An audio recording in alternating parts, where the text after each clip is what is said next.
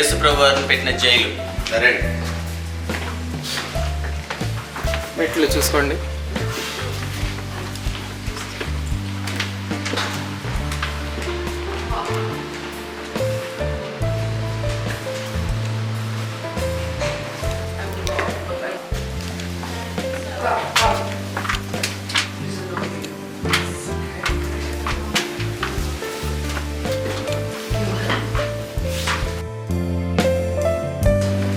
యేసుక్రీస్తు ప్రభు వారిని జైల్లో కాసేపు బంధించారు.